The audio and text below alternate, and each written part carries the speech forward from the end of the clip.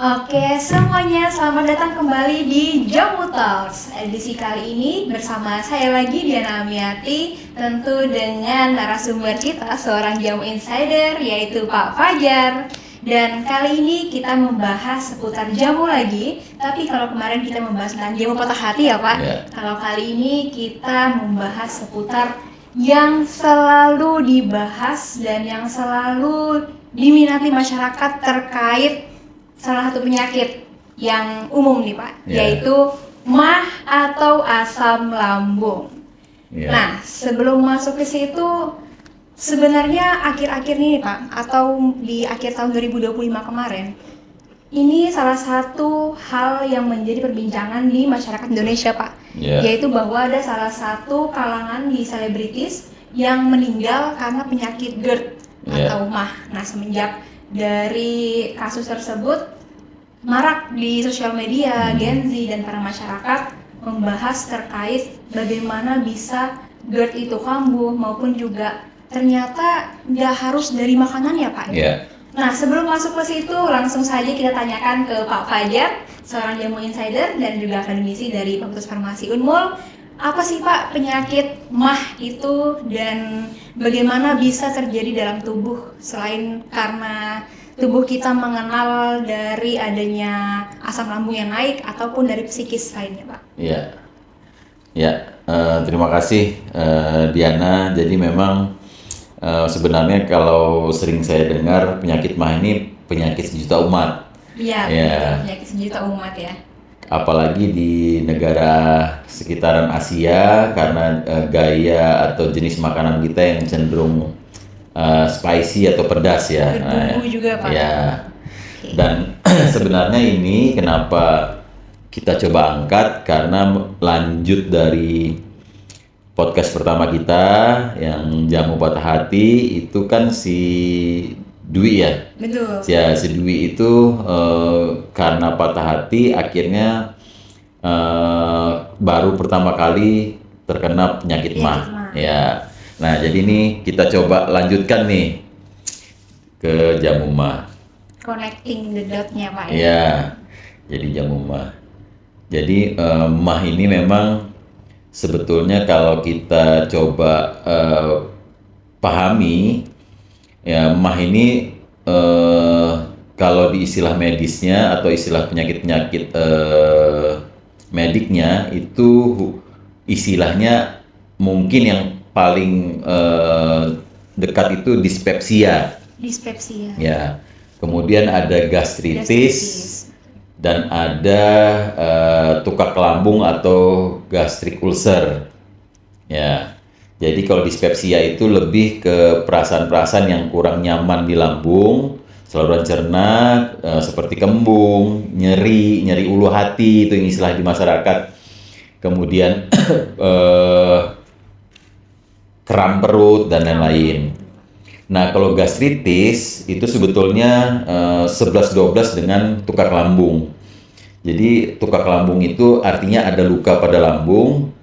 Biasanya diawali dengan gastritis. Gastritis itu radang atau inflamasi pada saluran cerna atau di bagian lambung. Itu. Nah, karena kita di Fakultas Farmasi sebenarnya kita coba mulai ya mungkin ya Diana ya. Dari obat apa sih yang biasa dipakai untuk nyeri lambung? Biasanya kan ada obat yang generik dan juga paten yang di tangan masyarakat itu tahunya mungkin yang umum-umum aja Pak. Padahal ternyata obat itu juga menentukan dilihat dari 3 hal dari penyakit tadi ya Pak. Yang pertama ada gastritis, terus dispepsia, dan satu lagi tukak lambung. Tapi sorry, ada satu lagi yang sering muncul tadi yang juga disebut di awal, GERD tadi. GERD itu Pak yang kalau dibilang paling enak tuh GERD, simpel gitu Pak. Dan ternyata banyak dari salah satu penyakit yang namanya MAH ini ternyata ada 4 tadi tuh teman-teman. Nah, selain juga MAH ini masuknya ke ranah yang bisa masuk dari penyakit maupun juga psikis, apa tuh Pak obatnya? Jadi izin saya tambahkan tadi ada GERD. GERD itu GERD, singkatan dari gastroesophageal reflux disease. Kalau gastro itu lambung, esophageal itu daerah dari lambung sampai ke arah kerongkongan. Reflux itu artinya aliran balik. Jadi kalau GERD itu artinya ada aliran balik dari lambung menuju ke atas. Nah, ini kalau sampai meninggal, saya kira sangat mungkin. Karena kalau paling tidak dia bisa menyebabkan gangguan pernafasan. Bahkan kalau saluran cerna dengan otak ini dia bolak-balik. Artinya sistem saraf pun akan dipengaruhi akibat dari gangguan dari saluran cerna. Tapi oke lah, kita bahas satu-satu. Tadi kita udah bahas penyakitnya, apa itu MAH, ada gastritis, ada dispepsia, ada tukak lambung atau gastric ulcer. Nah, kemudian kita coba lanjut ke obat nih. Betul, lanjut ke obat nih Pak. Kalau di farmasi, walaupun kita sekarang mengarah ke jamu, kenapa ke jamu? Karena jamu lebih holistik. Kenapa kita coba kaji nih, kenapa lebih holistik? Karena obat-obatan yang ada, jujur nih pengalaman saya di apotik dan di layanan kesehatan atau fasilitas kesehatan, obat-obat untuk permasalahan lambung tadi atau MAH tadi, GERD dan lain-lain, yang pertama ada kelompok yang menetralkan atau mengendalikan asam lambung. Mungkin Diana masih ingat tuh ada antacid, seperti ya inilah antasida lah. Ya, mungkin antasida. Sebut merek dikit nggak apa-apa lah ya. Kayak Milanta, Promah dan lain-lain. Promah, Pak saya biasanya Promah sih Pak. Kemudian ada pengendali asam lambung yang lain yang seperti ranitidin, famotidin. H2 reseptor blocker itu golongannya, kemudian yang cukup sering juga keluar dan dipakai itu kayak golongan proton pump inhibitor ya, omeprazol dan lain-lain, itu lebih ke pengendali asam lambung. Kalau antacid tadi menetralkan asam lambung. Jadi ini masih seputar asam nih. Kemudian ada kelompok yang bisa atau kelas yang bisa melapisi lambung. Itu kalau yang sering dikenal itu sukralfat. Sukralfat. Ya. Kalau mereknya mungkin pernah ingat mungkin. Iya. Kalau Diana pernah sakit mah? Pernah, saya sendiri juga kalau jarang tepat waktu makannya pasti udah nyejuk-nyejuk Pak di ulu hati gitu. Jadi untuk berusaha menghindari MAH itu usahakan harus makan tepat waktu, itu juga sangat menentukan ya Pak ya. Tapi kan dari obat tersebut ada beberapa cara pemakaian yang berbeda Pak. Ada yang sebelum makan, ada yang setelah makan, ada yang tablet kunyah. Nah itu bisa dijelaskan juga nih Pak ke orang-orang awam agar mereka tahu apa sih perbedaannya dari obat-obat tersebut. Ya, jadi mungkin kembali ke obat dulu tadi yang sukralfat. Sebenarnya saya mau tanya nih, Diana pernah pakai mereknya apa gitu misalnya? Mereknya kalau apa? Saya sih biasanya omeprazol. Omeprazol itu yang proton pump inhibitor. Sama itu. Kalau mau yang simpel-simpel, kalau nggak ngerasa belum terlalu over banget nih sakitnya di ulu hati, itu saya pakai yang Promah tadi. Kadang juga yang langsung kayak antangin gitu. Ya. Nah saya prefernya tuh yang herbal juga sih sebenarnya Pak. Makin kesini makin pengen sesimpel kayak minuman rasa yang kalau bisa langsung menyembuhkan gitu. Ya, pelan-pelan. Saya sih sudah punya pengalaman dan beberapa riset terkait itu. Tapi kita kembali lagi nih ke obat tadi. Kembali ke obat-obatan sukralfat tadi. Betul. Sukralfat tadi dia melapisi dinding lambung. Itu kelas yang ketiga. Terus yang kelas keempat itu ada kelas seperti alginat, itu dia membantu menghalangi reflux tadi. Jadi kurang lebih ada 4 jenis. Kalau yang kita kembali ke obat konvensional tuh ada obat yang pengendali asam lambung, obat yang mampu menetralkan asam lambung, obat yang bisa melapisi, kemudian ada obat yang bisa mencegah reflux tadi. Jadi kalau di farmasi itu ada 4 kelas obat untuk masalah MAH. Padahal sebenarnya kita sudah tahu MAH itu tidak hanya aspek asam lambung saja, walaupun ada dampak akhirnya salah satunya ke asam lambung dan lapisan dinding lambung. Tapi juga ada kaitan dengan masalah psikis. Artinya yang bisa menangani atau mengatasi MAH ini sebenarnya kembali lagi ke jamu. Karena jamu tadi ada aspek psikis, kesadaran, ada aspek energi dan aspek materi yang kita ambil energi dari molekul kimianya. Itu. Jadi sederhananya ya jamu yang lebih bagus untuk mengatasi MAH. Karena kan Diana juga tadi pinginnya yang lebih Yang alami ya. Dari Lebih jamu alami. sendiri, salah satu tanaman yang sangat identik Pak untuk berfungsi dalam mencegah penyakit MAH ini, ya preventifnya lah. Ya. Paling utamanya di tanaman herbal itu apa Pak? Ya, sebetulnya kalau dari hasil riset kebetulan juga kita yang melakukan dan pada saat itu ini ramuan, jadi bukan hanya satu tanaman. Tapi ada beberapa Ya. utama ya, Ya, tanaman. karena kita coba kaji secara teoritik, kita kaji juga sebelum kita melakukan penelitian untuk membuat hipotesa itu kita mulai dari pertama madu. Madu. Nah, dan saat itu kita cari madu yang karakteristiknya asam. Dan alhamdulillah di Kalimantan ini ada namanya madu kelulut. Madu kelulut. Ya. Kenapa yang kita cari asam? Karena Iya. mengatasi atau yang kita harus masuk ke wilayah yang suasananya asam. Asam. Karena lambung kan suasananya asam.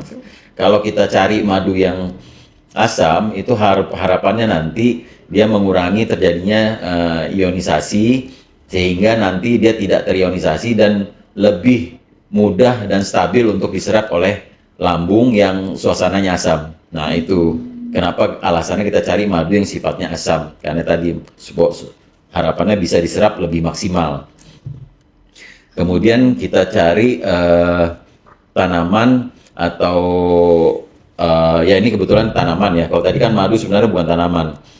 Ada kunyit tanaman. Kunyit. Kita cari kunyit karena secara hasil risetnya itu secara teoritik dan empirisnya kunyit itu punya sifat antibakteri, Antibakteri, ya, antiinflamasi dan antioksidan. antioksidan. Kenapa kita cari antibakteri? Karena salah satu penyebab dari gangguan saluran cerna atau lambung ini namanya penyebabnya itu adalah bakteri Helicobacter pylori.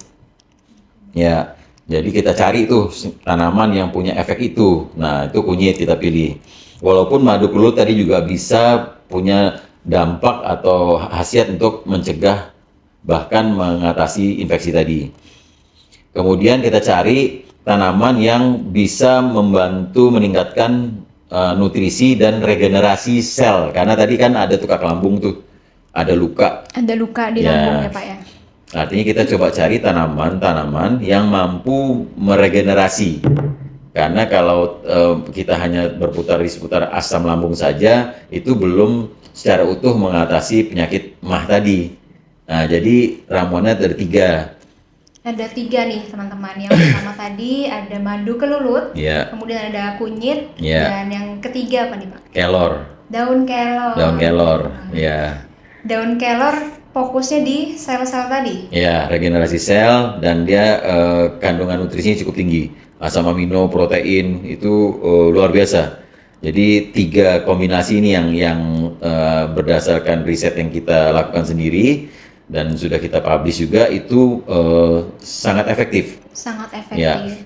Tapi tentu dari 3 ramuan tadi ada banyak sekali cara agar ketiga tersebut sangat efektif di dalam tubuh Pak. Apakah dari penyeduhan atau dari proses pembuatan jamu itu sangat menentukan Ya. sebagaimana efektifnya di dalam tubuh kita? Karena kan kita tahu sendiri ya teman-teman bahwa untuk membuat produksi jamu tuh ada yang lewat penyeduhan, ada yang dibuat simplisia dulu mungkin Pak. Seperti apa tuh Pak? Ya. Jadi sedikit share testimoni, walaupun ini kemarin kita lakukannya bukan uji klinis resmi ya, karena uji klinis resmi itu agak panjang tahapannya. Kita bilang yang kita lakukan itu observasi klinik lah. Tapi jujur berdasarkan pengalaman saya dan yang mencoba, saya pribadi juga sudah cukup, bahkan dibilang penyakit masnya ini sempat kronis tahunan. Dan alhamdulillah saat ini sudah tidak konsumsi obat mah apapun yang kemarin saya sebut tadi, yang obat-obat yang konvensional tadi tidak pernah. Mungkin sudah lebih 5 tahun saya sudah tidak menggunakan itu. Sembuh total. Sembuh Wow. total.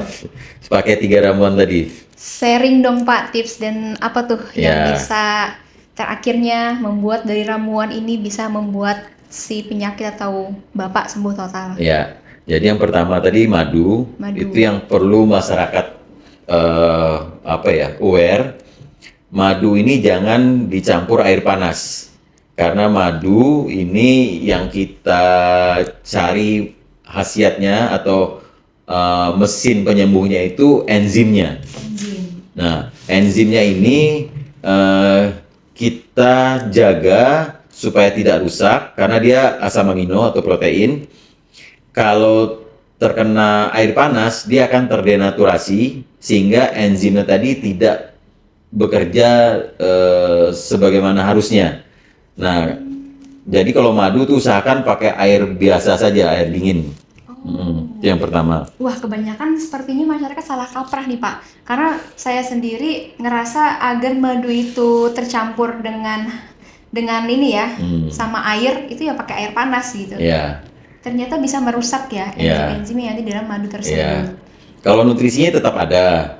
Artinya ada kandungan gulanya, fruktosanya, ada protein, asam amino tetap ada. Tetapi enzim itu dia harus dia baru bisa bekerja kalau konformasi 3 dimensinya utuh. Nah, kalau dia kena air panas, konformasi 3 dimensinya tadi itu bakal rusak. Sehingga kemampuan dia mengkatalisis atau mempercepat reaksi lainnya itu hilang. Jadi cuma dapat nutrisinya aja. Itu yang sayang sekali sering saya coba ya cari tahu. Kebanyakan masyarakat belum aware terkait itu.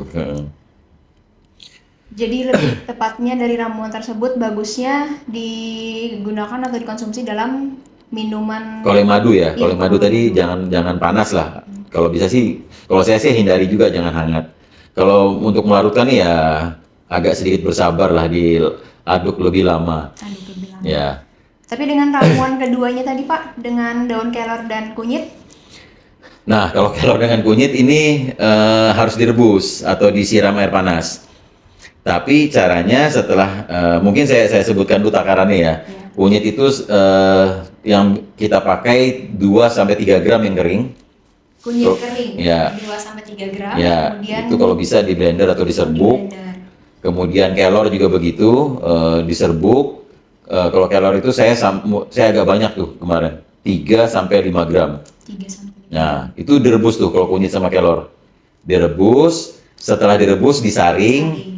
Kemudian ampasnya dibuang, larutannya didinginkan.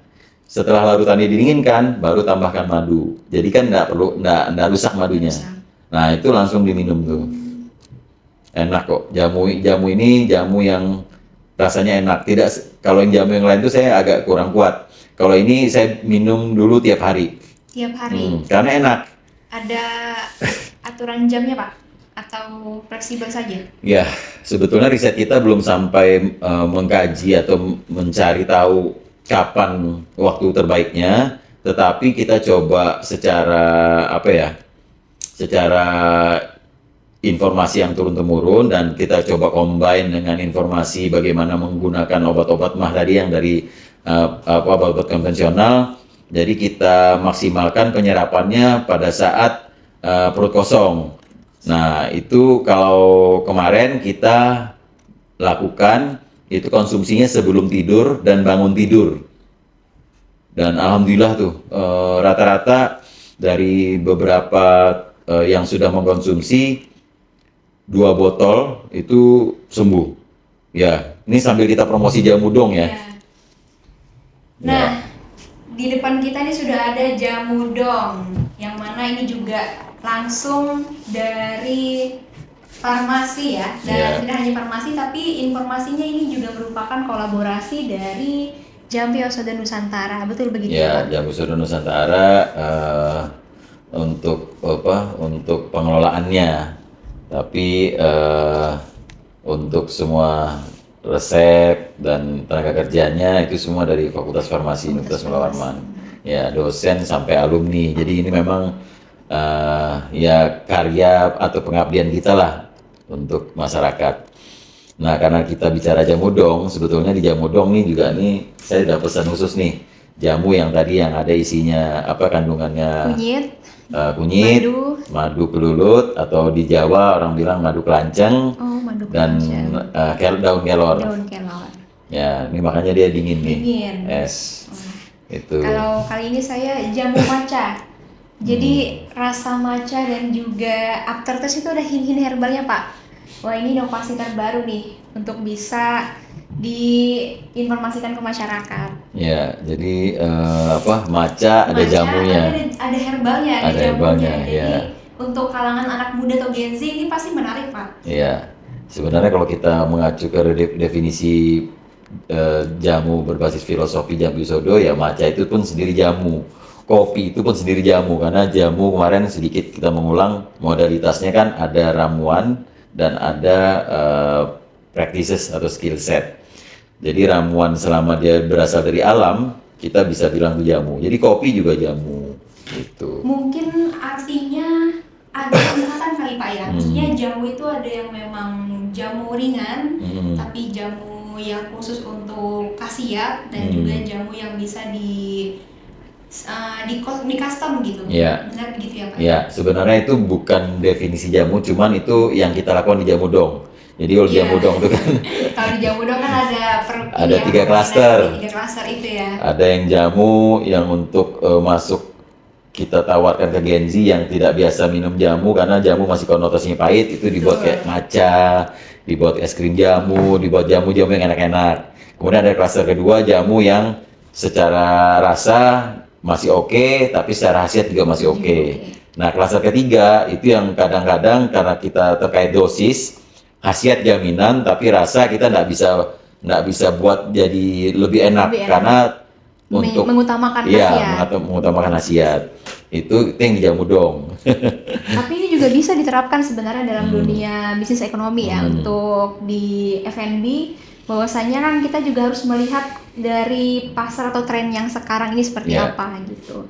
Nah, tapi balik lagi nih Pak, selain dari apa yang sudah kita bahas tadi terkait dari mah atau penyakit itu sendiri, aku masih ingin tahu Pak, dari titik tengah atau benang merahnya bagaimana sebuah psikis itu bisa mempengaruhi asam lambung kita. Iya. Karena kita bahas sebelumnya di jamu patah hati sebelumnya kan Dwi itu dia sakit hati gitu kan. Karena dia patah hati, gak hanya Dwi sebenarnya, saya juga pernah waktu itu di zaman-zaman maba lah Pak ya, saya punya mantan. Terus karena kita tuh benar-benar full sekali jadwal di farmasi Pak, semester 3 itu kami 9 praktikum. Wah, itu bikin saya ada bentrok lah, akhirnya kita putus. Dan itu bikin saya mah Pak. Jangan-jangan itu pertama kali sakit mah ya? Iya, jujur. Sama kayak Dwi berarti ya? Kayak Dwi juga nih. Tapi yang saya rasakan saat itu, kalau teman-teman kan kemarin bilang ada yang jadinya mahnya itu di sini ya, nyeri ulu hati. Tapi kalau saya muntah Pak. Iya. Kayak ada beberapa hal, apakah memang berbeda tuh Pak dari masing-masing individu untuk after dari diagnos mahnya itu sendiri? Ya, sebenarnya itu yang kombinasi tadi antara dispepsia dengan GERD. Oh, dia Karena kombinasi GERD tadi ya, reflux. reflux. Reflux itu dia aliran balik. Dan itu kalau titik parahnya itu bakal sampai muntah. Ya, Wah, jadi berarti saya termasuk parah. ya, berarti kayaknya cinta banget, bukan parah. Berarti sempat cinta banget. Jadi saking seriusnya, apa tadi istilahnya kemarin tuh bulol. Bulol, Tapi saya kira nggak bulol lah, karena itu Tapi kalau di kalangan sekarang sendiri itu memang ada Pak, namanya gut brain apa gitu. Dari alasan dari psikis ini bisa ngaruh ke asam lambung tadi Pak. Iya pasti, karena lambung, usus itu kan diatur oleh sistem saraf otonom. Saraf otonom. Jadi memang, nah otonom itu kan bagian lanjutannya kan ke pusat, ke sistem saraf pusat. Jadi apakah logikanya sudah pasti ada hubungan, sudah pasti, karena kan kita nggak bisa tuh ngatur peristaltik usus sendiri, Betul. dia otomatis. Nah jadi kalau misalnya stres ya otomatis tuh kortisolnya naik, Iya, kemudian hormon stres ya. iya naik, kemudian gerakan peristaltiknya akan ikut turun, gerakan peristaltiknya usus turun, akhirnya makanan tersimpan lambat lah atau lama di lambung. Apalagi kalau GERD tadi, GERD itu ada di sphincter antara gastro, ada lambung dengan esofagusnya itu katupnya kendor. Oh, Nah, akhirnya ada reflux tuh, reflux. balik dia. Jadi Tuh. kembali memuntahkan lagi Ya. apa yang ada di dalam lambung itu sendiri. Ya, jadi sangat-sangat betul stres bisa berpengaruh ke dispepsia dan ke GERD.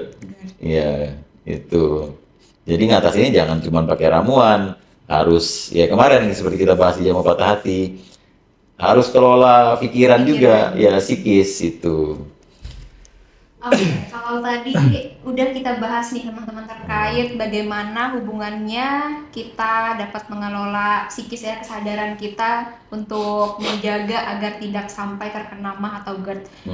Lain halnya kalau misalnya case-nya adalah dia ini udah kronis, memiliki penyakit MAH atau asam lambung tadi, tapi pada saat bulan puasa Pak, kan pasti akan ada perbedaan ya Pak ya, yang harusnya kita makan tepat waktu pagi, siang, malam, dengan berpuasa ini kan ketemunya di subuh dan malam, di sore hari aja. Nah itu bagaimana dalam dunia farmasi sendiri Pak untuk dapat menentukan yang efektifnya seperti apa untuk meminum ramuannya atau dari segi analogisnya? Ya, jadi sebenarnya puasa itu sendiri pada faktanya kan malah menyembuhkan. Kalau saya ya, malah sakit MAH saya itu malah dulu ya waktu sakit MAH malah sembuh. Apalagi GERD-nya, karena saya tuh paket lengkap dulu, sakit MAH plus GERD yang parah. Nah kalau kita puasa kan makan kita teratur tuh, hanya di malam hari. Siang ya karena kita makan yang tidak sering, otomatis karena kan tadi GERD tadi kan masalah pengosongan lambung yang lambat. Tapi kalau karena kita tidak makan seharian, otomatis kan lambung kosong. Kosong ya. Nah, sehingga muntahnya tadi hampir tidak ada karena makanannya sudah didorong ke usus. Jadi pertama puasa itu malah menyembuhkan MAH. Itu faktanya kalau saya rasakan. Kemudian kalau kita pakai obat MAH atau jamu yang kita pakai, yang tadi yang seperti kita sarankan kan malah diminumnya pada perut kosong. Nah, begitu juga kalau obat konvensional. Kalau bisa sih kayak omeprazol itu yang dari literatur yang kita coba kaji itu memang diminumnya malam hari. Kalau kita minumnya enggak malam hari kurang efektif karena dia menghambat enzim yang pompa proton tadi. Ya, kalau produksi enzimnya malam, ya harusnya minumnya malam. Itu. Nah, mumpung saya ingat nih, tadi kan sempat ditanya bagaimana cara minumnya.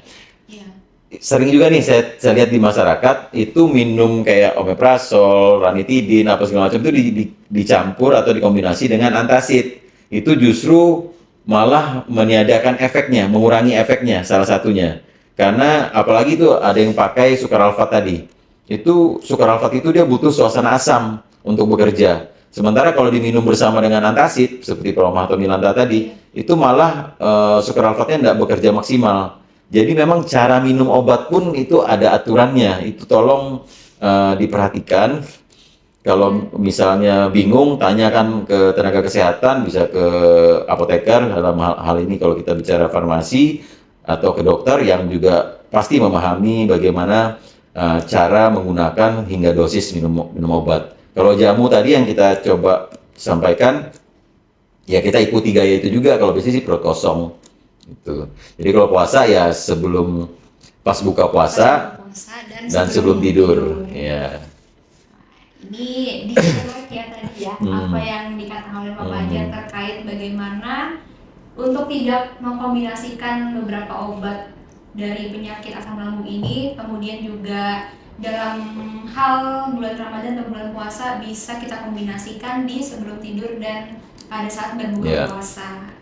Nah, selain dari itu sebenarnya sudah terjawabkan banyak sekali nih Pak, bahwa kita di masyarakat masih banyak sekali awam terkait ini, padahal ya obat emah ini juga obat yang paling sangat-sangat banyak terjual di masyarakat karena ya itu tadi penyakit sejuta umat itu. Nah, selain daripada apa yang sudah kita bahas, kira-kira dalam dunia jamu sendiri Pak, yang paling utama misalnya orang ini tidak memiliki penyakit mah, tapi kan setiap orang tuh akan memiliki atau menghadapi penyakit tersebut ketika memang ada gejalanya atau yang ada ininya ya, yang membawa hal tersebut ke dalam dirinya gitu. Kira-kira apa tuh Pak untuk mencegah dari adanya penyakit mah tersebut? Dalam artian ramuan secara general yang bagus untuk dikonsumsi setiap hari Pak. Ya, kalau konsumsi setiap hari sih ya paling pas ya madu tadi. Tapi saya kira madu, kunyit, dan kelor ini kan, bahkan kalau kelor itu kan bisa jadi sayur tuh. Artinya belum pernah ada orang mati atau keracunan gara-gara makan kelor, kunyit, atau madu tadi. Artinya ini sebenarnya nutrisi atau makanan yang bisa dikonsumsi tiap hari, tetapi dampaknya untuk pencegahan bahkan mengobati penyakit mah ini sudah divalidasi. Jadi ya konsumsi madu, kunyit, dan kelor tiap hari tidak ada masalah. Karena dia punya efek-efek lainnya. Bahkan kayak kelor tadi ya, madu kelulut dan kunyit itu selain bisa menetralkan mengurangi produksi asam lambung, bisa mengatasi infeksi Helicobacter pylori, bahkan bisa mempercepat regenerasi sel-selnya. Artinya ini aman lah untuk dikonsumsi tiap hari. Itu. Tapi mohon maaf nih, saya coba tarik lagi bahwa jamu ini bukan hanya ramuan, karena kalau kita yang di podcast sebelumnya kan kita membahas berdasarkan direlik Mahakarma Wibangga panel 19, itu jamu mulai dari ada orang berdoa, ada yang pijit, ya kan, penggunaan ramuan bahan alam yang dioles, yang diminum. Nah, ini artinya jamu selain ramuan tadi, untuk kita menggunakan jamu itu artinya mulai dari kesadaran tadi, ya mulai dari berpikir positif. Caranya paling gampang berpikir positif, karena secara saintifik sudah kita tidak bisa tolak bahwa Tuhan itu ada dengan sifat-sifatnya yang pasti lebih baik dibanding kita. Itu yang pertama. Jadi harus punya kedekatan dengan Tuhan. Kemudian sama juga seperti overthinking kemarin, more exercise, less overthinking. Itu karena kita banyakin olahraga, jadi waktu untuk overthinkingnya semakin sedikit. Dan dengan olahraga, metabolisme tubuh kembali normal, siklus tidur kembali normal, dan fungsi organ pun kembali normal. Jadi harusnya sih bukan cuma mah yang sembuh, penyakit-penyakit lainnya juga hilang. Ya.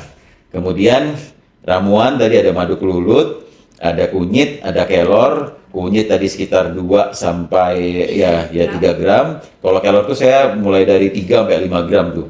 Direbus, kemudian disaring, dinginkan, baru tambah madu kelulut 1 sampai 2 sendok teh. Nah, jadi mulai kesadaran, olahraga, kemudian ramuan. Kalau kita mengacu ke Borobudur, ada pijat juga.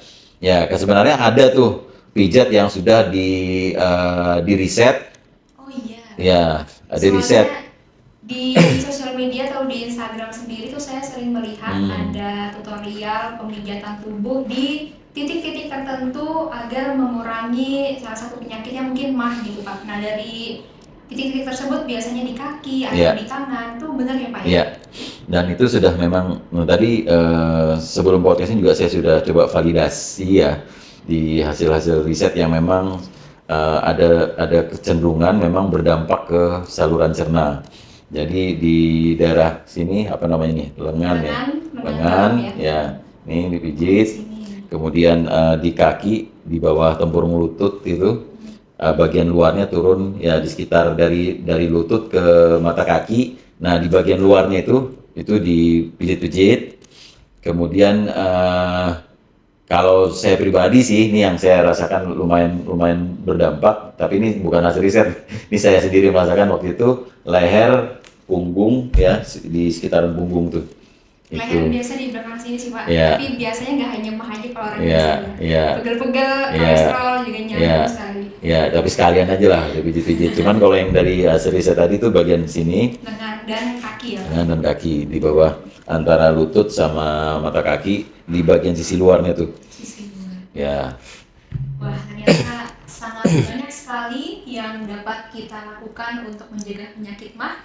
Dan salah satunya juga selain dari spa tadi juga ada ramuan, tapi juga ada 4 hal di sini yang saya rangkum. Yang pertama dari pola hidup yang sehat, terus juga bagaimana kita dapat exercise untuk bisa sering-sering olahraga, kemudian ramuan, dan yang terakhir adalah refleksi atau spa, pijat tadi ya. Nah, ini dalam satu kesatuan untuk bisa meningkatkan hidup yang lebih sejahtera lagi dan tanpa adanya penyakit-penyakit lainnya, terutama juga penyakit mah. ya, Nah, itu dia pembahasan kita kali ini teman-teman, tapi nggak abdol nih kalau tidak ada closing statement dari Pak Fajar sendiri. ya. Apa nih Pak kira-kira yang sangat-sangat ngewakilin pembahasan kita hari ini? Ya, wah ini saya belum nyiapkan sebetulnya. Kalau closing statementnya sebenarnya terkait karena ini masih ada hubungan atau kaitan dengan podcast sebelumnya ya, yang overthinking itu si Dwi kena penyakit mah. Ternyata hari ini kita juga baru tahu nih, ternyata Diana juga penyakit mah akibat patah hati itu juga muncul. Jadi kita kembalikan lagi ke wilayah psikis tadi karena ini hanya salah satu bentuk jamu nih, ramuan minuman. Jadi mungkin saya pakai yang closing statement kemarin lagi supaya karena masih relate, ada hubungannya, dan menurut saya ini juga penting sekali untuk mengembalikan bagaimana hubungan dan pola pikir kita yang menjadi dasar dan menurut saya sering terlupakan. Let go and let God. Ya. Jadi saya juga masih ingat Pak. ya. Jadi apalagi kan kita di Indonesia sila pertamanya kan ketuhanan yang Maha Esa tuh.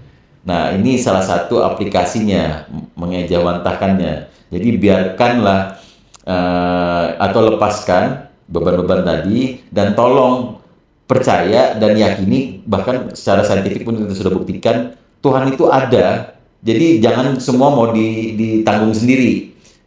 Tuhan juga ada. Ya, walaupun kita harus berusaha dulu gitu. Itu sih jadi closing statementnya masih. Luar biasa sekali pembahasan kita kali ini. Saya jadi nggak sabar untuk membahas jamu-jamu apa lagi nih ke depannya. Terima kasih Pak Fajar atas insight-nya yang sangat luar biasa sebagai Jamu Insider, dan saya juga sebagai host kali ini Diana Niatin mengucapkan terima kasih banyak kepada seluruh kalangan masyarakat, teman-teman masyarakat yang ada di Kalimantan Timur dan Indonesia telah menonton ya. Jangan lupa di subscribe di Jamulogi_DJI untuk bisa langsung update video-video kita selanjutnya ya Pak ya. Saya Diana Niati, terima kasih banyak. Wassalamualaikum warahmatullahi wabarakatuh. Waalaikumsalam warahmatullahi wabarakatuh.